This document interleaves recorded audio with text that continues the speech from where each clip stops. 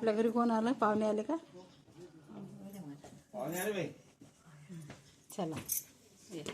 अरे बापा देर वय राम राम राम राम.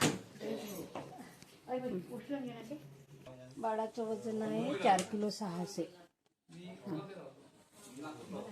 तुमच्या बाळाचं वजन 4 किलो 600 आहे जी वजन बाळाचं. आणि त्याच्या जन्माच्या याच्यानुसार व्यवस्थित आहे. हा कारण आता 6 महिन्याचा आहे तो. हा 6 महिन्याचा 4-5 दिवस जास्त आहे. फक्त व्यवस्थित स्तनपान करत राहायचं. व्हायचंच आहे त्याचं मला. 10 तारखेला त्याचं बरोबर आहे ना. हा 1 महिना झाला त्याला पूर्ण.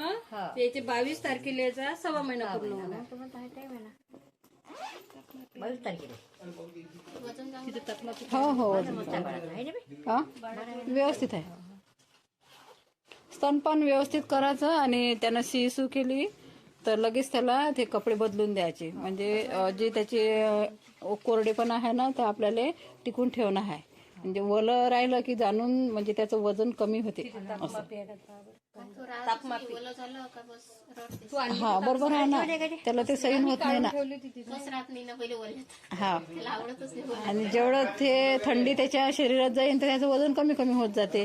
आणि जेवढं तुम्ही उबदार ठेवाल तेवढं त्याचं वजन कव्हर होते. असायचं. हा हो व्यवस्थित आहे. लशी कोणत्या कोणत्या दिल्या? तापमापी ठेवली ती मी पलंगावर काढून. पेंटा झाला. आता दुसरा 1.5 महिन्याचा झाल्यावर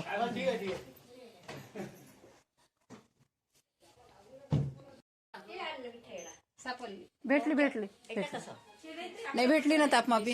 दाखवा लोवर केली का? अशी करा सेल्सिअस मध्ये आली आहे ते. आता फॅरनहाइट उजेडात फॅरनहाइट मध्ये आली. लवकर नाही येते. थांबा येऊ द्या त्याला. सेल्सिअस मध्ये आला आता.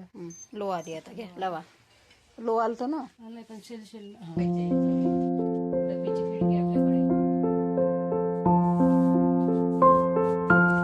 तुमच्या घरी आहे का अशी तापमापी? हे लहान बाळ जोपर्यंत आहे ना घरात तर हे तापमापी घेऊन यायची. 150 रुपयाची मिळते कोणत्याही मेडिकल. हा कोणत्याही मेडिकलमध्ये जेव्हा बाळ समजा तुमचं रिंग करते असं किरकिर करते तेव्हा असं वाटलं आपल्याला की नाही याला ताप असू शकते तर हे तापमापी आणायची आणि चेक करायचं. जर समजा 98.6 फॅरनहाइटच्या वर तर असला तर समजून जायचं की ताप आहे याला नॉर्मल आहे का नाही. 98.6 आणि जर समजा त्याच्यापेक्षा जास्ती असला 101 102 असं तर राहतेच नाही म्हणा. पण जर समजा असलं बाळ एखादं खूपच आजारी असलं तर ते आपल्याला समजते त्याच्यावर की बाळाला जास्तच ताप आहे. मग आपण डॉक्टरला दाखवतो आहे की नाही. तर हे अशी तापमापी घेऊन यायचा घरी असं आपल्या.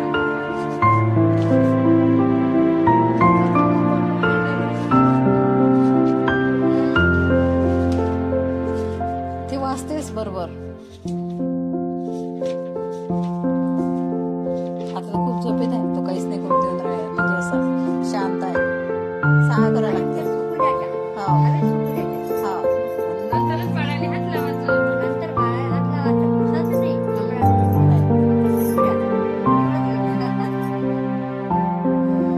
आजीने किती मस्त माहिती दिली. आजीने किती लवकर समजलं. आणि मळ निघालाच पाहिजे. शिसू केल्यावर आपण जेव्हा बाळाला घ्यायची प्रोसेस करतो त्याच्या अगोदर हे हात धुतले पाहिजे आहे ना 2 मिनिटं.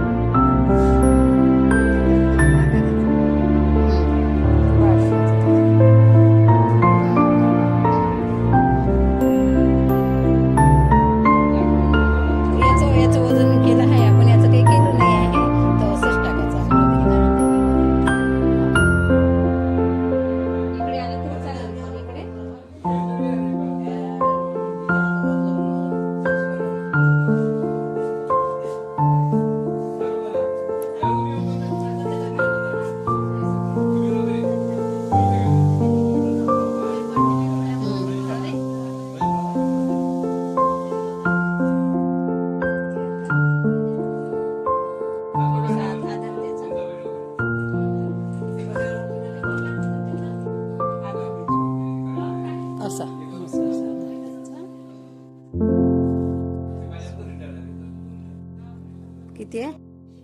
नंतर हे असं करून हे पूर्ण असं झाकायचं, पूजेला शास्त्री असं खोचून द्यायचं आहे. आणि हे असं आपल्या जवळ हे आता बाळ कसं झालं, उबदार झालं, त्याला उबदार झोपही झालं शांत लागते. झोपही शांत लागते आणि त्याचं वजन पण. कारण हे कसं, हे कमी वजनाच्या बाळासाठी खूपच महत्वाचं आहे. तुमचं बाळ तर तसं चांगलं आहे, पण हे कमी वजनाच्या बाळासाठी खूप महत्वाचं आहे. त्याला असंच गुंडाळून ठेवलं पाहिजे. असं नेहमी करता करायचं. हो ना? कमी वजन असलं त्याच्यासाठी आहे ही प्रोसेस, पण आम्हाला तुम्हाला सांगायची होती. सांगायचं आहे आम्हाला फक्त. नॉर्मलच आहे, व्यवस्थित आहे बाळ तुमचं, तरी पण असं वाटलं तुम्हाला तर गुंडाळून ठेवायचं असं. पण आता तो त्याच्या येणं राहते नाही, आता तो झोपलाय म्हणून तो तसा आहे. हा, व्यवस्थित आहे. इकडचा काढला तर तसं पूर्ण हे केलं. फेकून दिला आणि पुन्हा मग आपण आजी, आता आमची माहिती कशी वाटली तुम्हाला? चांगली वाटली. हे आत्मसात करा. शासनाचे उमेदवार आहे आम्ही दोघं आहे. तुमच्यापर्यंत ह्या सुविधा पोहोचासाठी आहे का नाही?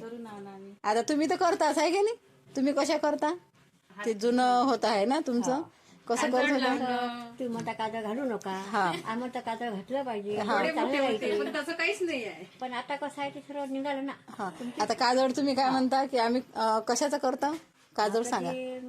केला तिच्या तुपाचं. हा, तर ते राख करूनच घालतो ना आपण, जो दिवा लावतो आपण, त्याचा धुपट जाते वरता. तर धुपट डोळ्यात घालणं म्हणजे बाळाला भोकणं करणं आहे ना. आता तुमचे डोळे जर खराब झाले तर तुम्हाला हॉस्पिटलमध्ये जाऊनच ऑपरेशन करायला लागेल ना. का तुम्ही घरी करा? नाही बा, मी घरी करतो. मग तसं तुम्ही आता म्हणता का मी घरी करतो आणि तोच लावतो, तर हे योग्य आहे का? नाही आहे ना. मग डॉक्टरचा सल्ला काय की काजळ तुम्ही लावू नका बाळाला. त्याचे जे नॉर्मल डोळे आहे तर ते डोळे नॉर्मलच व्यवस्थितच राहणार आहे. आणि जसे तुमच्या गुणसूत्रानुसार तुमच्या घरात जसे सर्वांचे डोळे असतील तर त्याच्यानुसारच ते डोळे होणार आहे. तुम्ही काजळ लावला म्हणूनच काही मोठे होणार नाही किंवा लहान होणार नाही असा काही भाग नाही आहे. आलं? समजलं? अजून तुम्हाला कशी वाटली आमची माहिती? समजलं ना? आता करा ना असं स्तनपानाचा सल्ला द्या आशाबाई.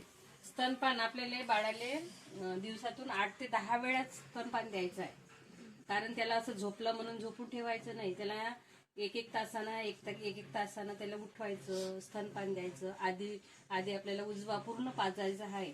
नाही तर मग कसे करते लोक, अर्धा ह्या पाजते अर्धा हा पाजते. दोन्ही पाजले पाहिजे. सुरुवातीला पाणीच येते. ह्या काय करते? जोपर्यंत ह्या त्याचा पाजते, ह्या पूर्ण पाजते. तो मग गाठा खाली काय होणार पकडते? नाही, मग तोपर्यंत गाठा एकच कशा बघते? पाजायचा. बरोबर. नंतर मग एका तासाने दुसरा पाजायचा, डावा पाजायचा. तुमची तो घेतो पण मी, पूर्ण थांबा, यायचं डॉक्टर आहे का मी? नाही नाही. आणि एवढं हेच आहे. कारण त्या पाणी जर गेला तर त्याला संडास पण लागू शकते नंतर.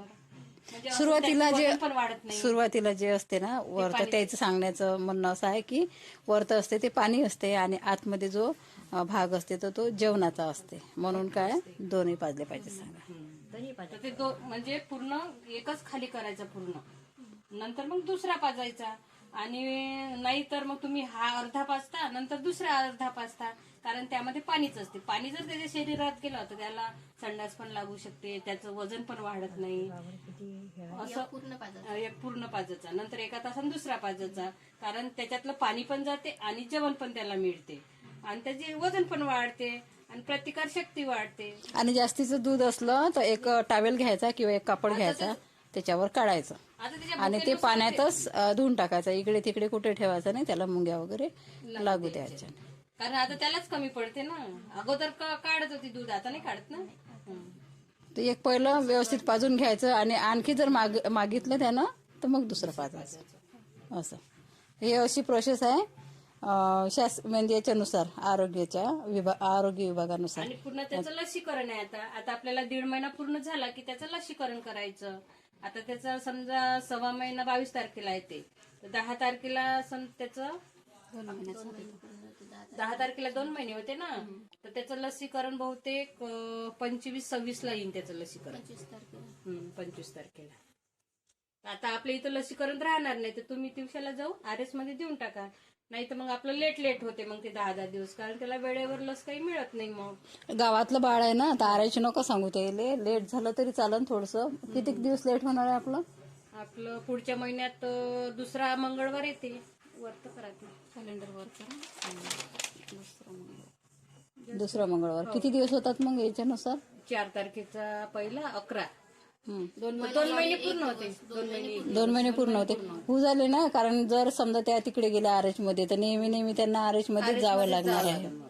तर मग हा, तर 8 दिवस किंवा 10 दिवस इथं थांबल्या तर असं काही फरक पडत नाही, कमी जास्त. 15 दिवस थांबावं लागते. हे तुमचे जे लसीकरण आहे पूर्ण, चालते, पण ते थोडेसे दिवस वाढते. तर ते 12 महिन्यात पूर्ण कव्हर झाले पाहिजे, एवढी याची गॅरंटी घ्यायची आपल्या बाळाची. 3.5 महिन्यामध्ये 3 डोस होत असते. ते पहिला पेंटा असते, पेंटासोबत रोटा पोलिओ असते, IPV PCV असते.